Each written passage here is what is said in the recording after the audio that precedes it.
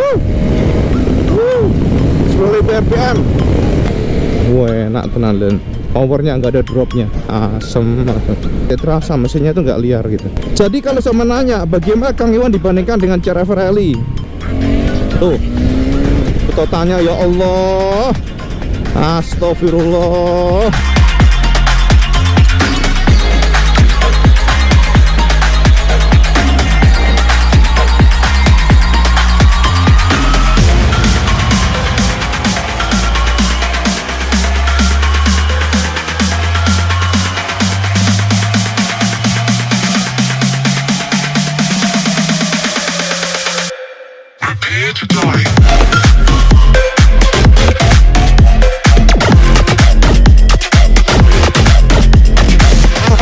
Ketemu lagi dengan YouTube Iwan Benaran, Cak.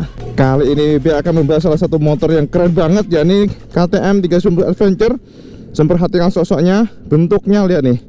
Jadi ini adalah generasi terbaru yang dirilis oleh KTM Indonesia. Enak, Cak. Tadi si kelas WB ngerasain suspensinya jos tenan, enak pol wes. Ya, kita akan langsung merasakan seperti apa di atas motor ini. Untuk postur EWB ternyata nggak terlalu menyiksa ya. Jadi termasuk ya oke lah, walaupun jinjit. Ini yang keren nih, ready to race. Dinyalakan, engine checking, traction control on. Tuh. Nah, semuanya saya perhatikan di sini semuanya ada full color. Ini RPM-nya, ini bensin. Kita langsung aja ABS root, traction control on. Oke, first impression pertama, masih giginya empuk. Jadi ini ternyata giginya, gearnya enak banget. Jadi udah quick shifter, Cak. BB sengaja mencari jalan si rodok rusak, Cak. Jadi jalan-jalan tikus sampai biar kita ngerasakan bener nih dengan suspensinya dulu tuh. Mobil aja kayak gitu kita sekali seng. Enak pol, lho. Jadi dengan cc 390 torsinya, Cak. Jadi sampai tuh nggak perlu oper gigi banyak, torsinya dapat terus. Nih, gear 2, ini nanjak nih yang nggak kelihatan aja. Terus tuh masuk di posisi tidur. Suspensi enak banget, nggak usah banyak ngerem sampai, Cak. Ini hancur jalannya nih kalau naik Matic nih, ya Allah. Jangan punggung sampai ngepedot rasanya naik sini, lewat sini nih. Tapi dengan naik Adventure rasanya ya jauh lebih nyaman ya. Karena suspensinya gede, 43 mm. Kita lihat dari sini aja. Ya kan, gaya kan Pak Adventure ini. Sasak kiwa tengen, Cak. Jadi kelebihan motor Adventure ini memang gimana ya, Cak? Sampai itu nggak usah takut sama jalan apapun, itu aspal oke, perusahaan oke, bisa tidur nih. Tuh. Sebenarnya motornya sudah hadir di negara-negara lain, cuman di Indonesia baru masuk kemarin ya, dirilis. Jadi giginya tuh kalau kita oper cedik gitu, Cak. Sejauh ini oke ya, WB belum ada komplain. Cuman yang terasa hanya vibrasi engine. Nah, ini vibrasi engine-nya, tapi so far sih masih inilah, masih dalam batas toleransi. Karena kita harus maklum, Cak, dengan kubikasi mencapai hampir 400 satu silinder, bayangin aja tuh, Cak, silinder headnya itu, aduh, pistolnya sak tampah, Cak. Gede banget pasti ini. Jadi pasti getarannya pasti jauh lebih kenceng ya dibandingkan dengan silinder yang banyak ya. Silinder banyak kan kecil-kecil gitu. Jadi ini sudah throttle by wire, sudah tanpa seling kabel. Jadi akurasinya terasa mantap, TBW ya, throttle by wire. Handle-nya enak ternyata, buat nikung-nikung ngikut nurut. Kita coba, powernya mas ngisi banget. Enaknya kalau satu silinder tuh begini nih. Makanya kalau rata-rata motor-motor Adventure mereka lebih ke satu silinder ya, kayak trail dan sebagainya, karena torsi ya. Tuh, suspensinya mas. Memang getarannya terasa di full step ya, sama di stang aja. Kalau di tangki nggak terlalu terasa. Gila tarikannya. Aduh, jabrik rambut TWB, Caca. Enak banget. Oke, kita akan bahas satu-satu ya, biar sampai mendapatkan gambaran. Suspensi depan enak, belakang juga enak. Dia nggak empuk banget. Termasuk ya balance-nya oke. Artinya kalau menghajar posisi tidur atau jalan lubang, kita nggak terlalu terkocok, tapi juga nggak limbung gitu kan. Ada, Cak, yang terlalu soft itu jadi ngayun. Ini enggak ya. Jadi ini ada rasa dari roadnya atau aspal ya, terasa gitu loh. Handlingnya tetap dijaga sama KTM. Kemudian yang kedua mengenai remnya terprediksi menggunakan 4 piston depan Vibray, tapi ternyata rasanya juga nggak ngagetin ya, walaupun 4 piston. Jadi nggak tahu apakah anak motor baru, tapi yang pasti ini kenapa sih ini, waduh salah mulu mencetnya Cak.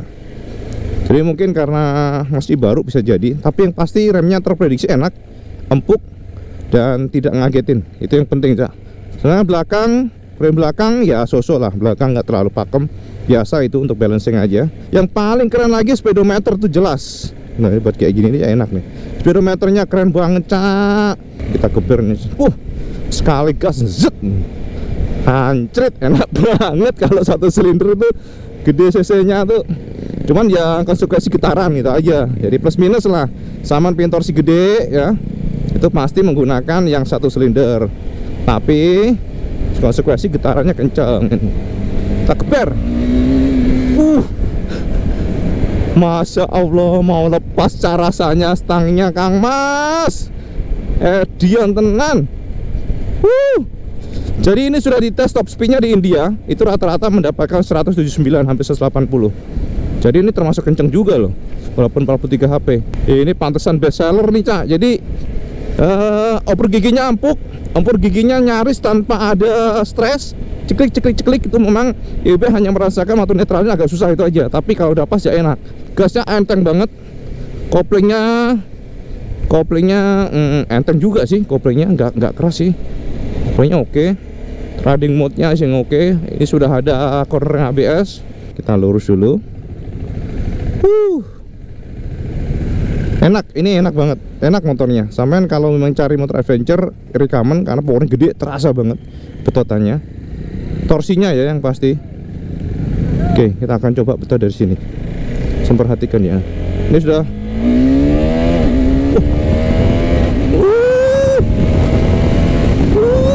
quick shifter ternyata nggak melayang loh, termasuk stabil Cak.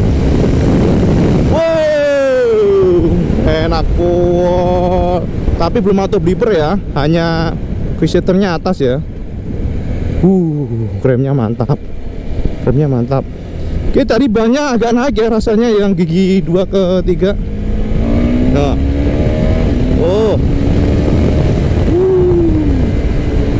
Kita coba dari sini, masih rame Cak. Nggak nyangka juga nih powernya asik banget. Kejambak rasanya Mas. Allahu Akbar, enak banget. Gila sampean ini. Tetap kita walaupun jajal seperti lah. Nomor 1 seperti sepi geber, kalau rame jangan. Wow, amazingly, boso bule ini amazingly. Nggak nyangka Mas, ternyata begitu besar rasanya torsinya tuh, jengat. Karena memang ini bobotnya enteng ya, jadi sampai tertolong di situ juga. Oke, sudut kemudi putarnya juga oke. Ada truk nih. Best ya. Dan quick shift. IWB nggak terlalu berani Cak. Masalahnya rame. Anjrit, enak banget. Padat Cak. Jadi setiap perpindahan gigi padat. Memang atasnya agak sedikit lemah, yaitu biasa 1 silinder. Tapi bawahnya gila meronta-ronta rasanya tuh. Ini banyak truk banget nih, lagi jajar-jajar. Jadi buat high speed juga termasuk stabil. Ini yang penting, ini yang penting. Jadi sampean harus mendapatkan feel stabil, ini penting ya untuk high speed di aspal. Karena ini kan jangkung ya, ternyata masih cukup stabil. Buat rolling speed kayak gini juga tuh ngikut. Tuh. 10.000 rpm. Wah, wes jangkrik enak tenan. Tuh. Betotannya ya Allah. Astagfirullah. Tangan KWB sampai melepas dari setang loh. Spontannya masalah Cak. Jadi gini, kalau kita ngomongin yang 2 atau 4 silinder, itu bawahnya kan nggak ngagetin Cak. Jadi ada sedikit kesempatan buat kita pegangan stang gitu ya. Tapi kalau dengan yang 1 silinder ini, kalau sama betot langsung itu, wah sama kalau nggak siap-siap megang dari pertama udah kayak mau lepas nih. Ini untuk ukuran 400 cc oke, asli oke.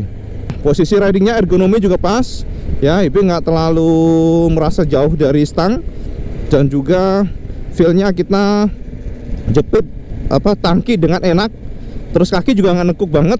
Itu yang penting, karena ada modelnya yang motor adventure tuh kaki agak dipaksa ditarik ke belakang supaya sporty. Kalau ini enggak, jadi pas banget ya, nggak salah sih ini disebut sebagai pengembangan menggunakan motor dari KTM yang digunakan Dakar ya, 450 ya, adventure.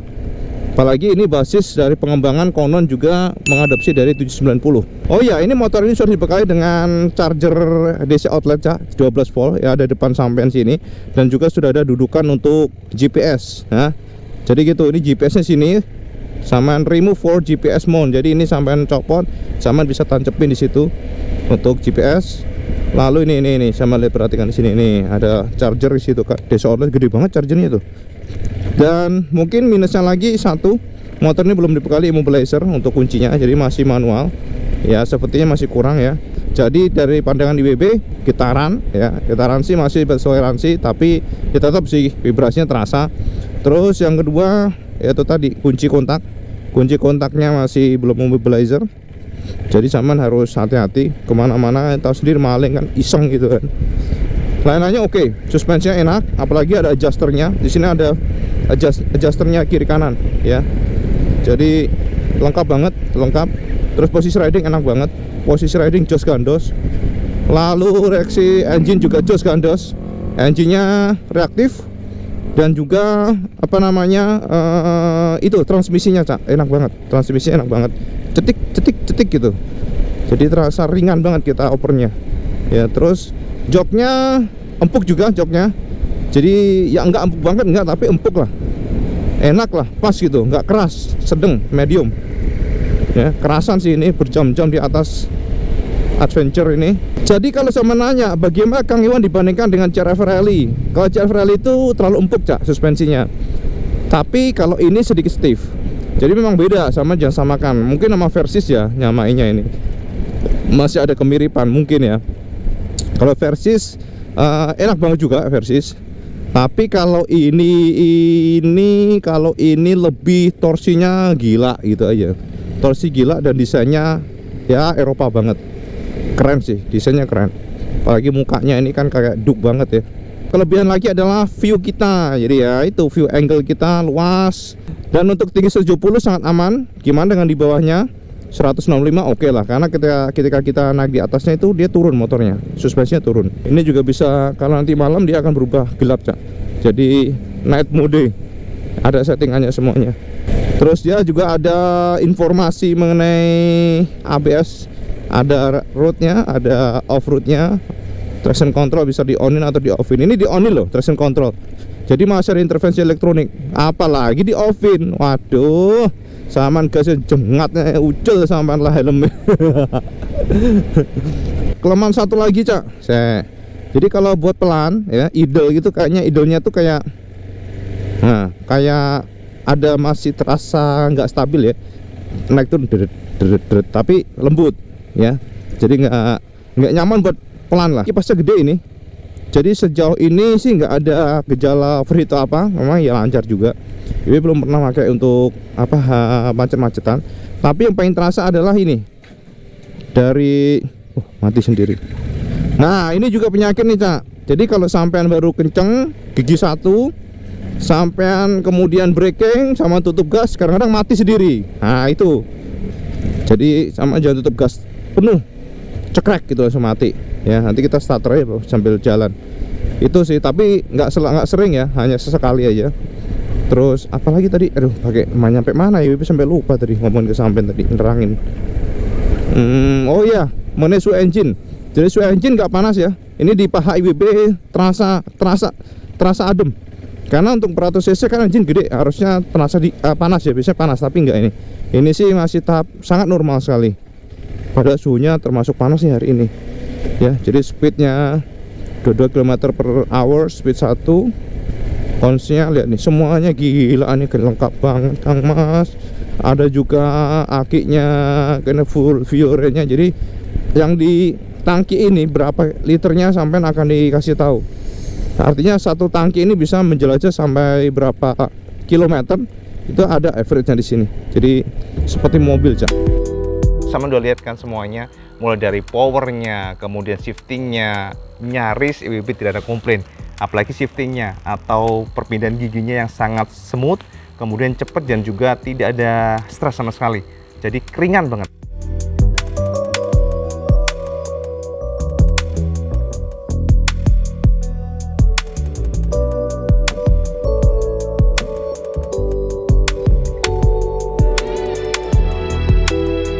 Jadi ring itu lampu LED yang dia akan menyala. Jadi modelnya kayak DRL sih ya. Jadi dia setiap kontak dinyalakan dia akan menyala. Ini membuat feel daripada motor KTM 390 Adventure ini memang keren. Visornya ini sampai bisa ganti dengan 790. Jadi bisa replaceable antara yang 790 dengan 390 ini. Satu kelebihan yang cukup mencolok dari motor ini adalah handlingnya. Jadi walaupun motor ini mungkin didedikasikan sebagai motor adventure, Cak, namun yang lebih heran adalah ketika digeber di aspal, motor ini begitu stabil. Tidak ditemukan adanya kedodoran ketika kita manuver dan juga nggak ngelayang. Itu yang penting, Cak. No masalah motor ya, enak adventure, kenyot-kenyot. Tapi buat high speed ya rada-rada ngeri gitu ya. Dan suspensinya ini ternyata dengan menggunakan 43 mm yang disuplai oleh WP, IWB harus acungin jempol, Cak. Masalahnya ketika kita high speed, kemudian ketika kita menghajar jalanan yang agak rusak, dia bisa seperti berubah seperti suspensinya lembut. Tapi ketika dia motor ini diajak di aspal yang mulus, kemudian kita high speed, kita konreng dan sebagainya, motor ini ternyata bisa melayani dengan jos gandos tenang. Nah, ini bagian buntutnya, Cak. Jadi buntutnya ini memang IWB sih ngelihatnya nggak terlalu lebay ya, cukup minimalis, tapi mewah. Sama lihat aja nih, reflektornya kecil, kemudian di tengahnya ada semacam LED menyala. Dan kalau kita rem, Cak, ini seperti ini tuh. Tuh. Jadi ini memang tuh ya. Oke sih, keren sih. Apalagi semua lampu senya sudah LED. Ini poin penting karena LED itu jauh lebih awet dibandingkan dengan bohlam biasa. Ya, jadi keren nggak? Keren nggak? Boleh sampein keren nggak? Hah?